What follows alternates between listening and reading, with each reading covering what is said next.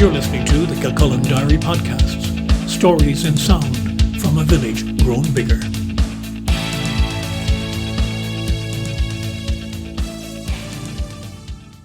Hello, I'm Brian Byrne, and this is Kilcullen Diary. A fifth-year student from Kilcullen's Cross and Passion College, who recently addressed a high-powered European Commission group on the mental health of young people, says he was very pleased to be able to speak up for his generation on what is such a large problem. Elliott, who lives in Newbridge, was part of a group of 6 young people from Ireland, Spain and Belgium speaking to the Commission panel about the UNICEF report State of the World's Children 2021.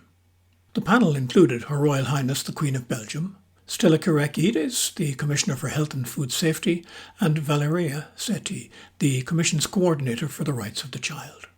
So me and another girl called Erica from Dublin, we were going to be Ireland's representatives to have a look at the report and talk on an EU level about children's mental health.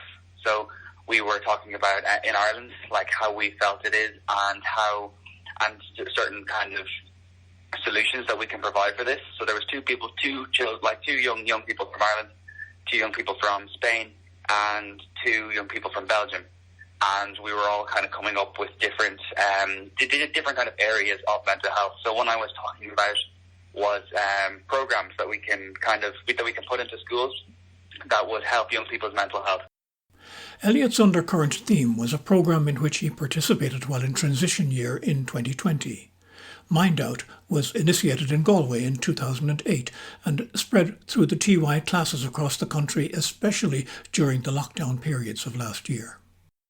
What I was talking about was how we can kind of put these programs into the school curriculum. And so I had to come up with a few points and a little piece I could say about it. And then we all had the meeting, and then each of us were called up one by one, and then we said our points, and then we asked a question about it and how we think it can be kind of implemented, or what can we do to kind of resolve issues. And it was kind of like a conversation style event. It was really, really good. The EU Commission presentation wasn't the first time that Elliott had been making a case about young people and their issues to someone in high places. When I was with UNICEF before this, I had another opportunity, and it was getting to talk to the Minister for Children, Roderick O'Gorman, on World Children's Day. And UNICEF is also an organisation that is that's for children worldwide. So ever since I've become involved with them, it's like just whether it's physical health or mental health of children, I think it's really, really important. And I do really feel like it's something that if I do end up doing more with UNICEF in future, it's like young people's mental health is something that I really, really want to. It's something I like talking about, because just having options and like ways to talk open for young people, it's so effective. And I think it's a problem that can be rectified with some work, but people just need to know about it. And I really want, and like I can see the impact it kind of has on my generation. Like I see my peers and stuff.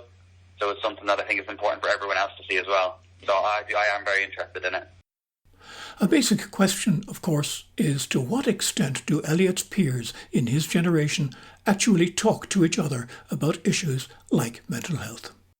There's a massive difference between a mate and a friend. And you've got your mates, you joke around with them, you might be on the same like extracurricular sports team, or you might be like sit near them in school. But like usually you have maybe 1 or maybe 2 proper friends that you could talk about this kind of thing to. But what I was talking about the programs is because you don't have to go into any deep talks about your kind of your life stories or whatever, but it's just kind of about how we're dealing with studies in school and stuff. So I think it's something that people don't talk about enough, but if these programs were brought in, where it was, talking about how everyone else dealt with study and different study methods, although it may just seem as if you're talking about how to study, all the students are kind of connecting on that level and realize, we're all going through the exact same thing. It's a kind of like a safe environment, and it doesn't specifically have to be the Mind Out one. And that was just an example that I was discussing. I actually participated in, so I could give kind of a primary source of information, like, because I've been through it. Like, if you're just in a group of friends and you actually do need to talk about it, people could just shrug it off or whatever. But if you're in that kind of safe kind of listening environment, I think it's great for people. Having participated in the Mind Out program itself, Elliott has given some time to thinking through how it might be rolled out not just in TY, but from the very beginning of second level. When you're kind of coming into first year, I think it's a massive, massive change. So I think once students are starting in first year, it might be good to kind of even just touch on it. So you might have to tailor it for different years, because obviously maturity levels in first year is going to be completely on a different scale to maturity levels in fifth and sixth year. So I noticed that when I was in fourth year, we were taking it seriously, but we were kind of relating it to everyday things.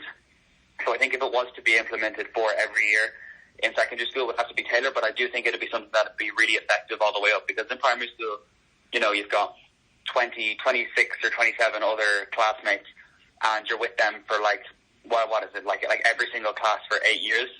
But secondary school, everything completely changed. You might not have those friends to talk to, and it's a massive step up as well with workload. So I think once you go into secondary school, into the secondary school environment, I think that's where the programs could start. So, at the end of the session, how did Elliott think the presentation by the young people had been received by the EU panel? I think they were received really well. See, they'd had an opportunity to listen to our questions beforehand and then have a read over them. So their answers were actually very, very good. And I was the last person to ask a question, so I was kind of able to come up with some form of solution, and what works for me anyway. And they seemed very listening of it, and they did say that they want to do something like this. So they're happy to have had this conversation. They really did seem to kind of take on board what we were saying to them. And it's nice because we had a couple of other UNICEF representatives as well, kind of backing up our points, and it was really, really good. And I do think that they kind of took on board what we had to say, because it's a problem that they've had for a while, and they needed some insight from youth around Europe. So it was very, very good. And back home, is this whole issue getting the kind of attention in the schools that Elliott and his friends believes it needs? I've noticed that actually teachers are becoming a lot more aware about in school, and I've seen it myself, and I've seen in other schools that they're starting to have more of these. So I think we're definitely moving in the right direction, and students are starting to be able to talk about this thing more. So I think at the moment we're moving in a really, really good direction with it, and we just need to make sure that we can keep moving that way. So just because everyone is kind of starting to move forward and realise that mental health isn't just something that you can shrug off and say, oh, they'll be fine, just get over it, you know what I mean? And it's actually like an illness that affects people, and your mental health and your physical health are really, really closely interlocked. So it's awareness for it is spreading like wildfire. Bringing up a subject like young people and mental health to the very top levels of the European Commission is not something that happens every day. How does Elliott recall the experience? I found it a great opportunity, and I really liked the experience, because it's not every day that you kind of get to shine a light on issues that are kind of typically overlooked. So I felt that it was really nice to be able to speak up for young people and kind of bring up an issue and possibly a solution that we could have, because it's such a large problem in young people. Because Ireland it's the country where it's like the second highest cause of death, except for road accidents, is mental health issues. So it's something in young people anyway. So it's something that's very, very a large problem, and we need to address it. So I just felt it was really, really good experience to be able to bring it up and talk about it. Because if you're a young person getting your voice heard, it's not an opportunity that always comes around. So it's really nice to be able to speak up through UNICEF.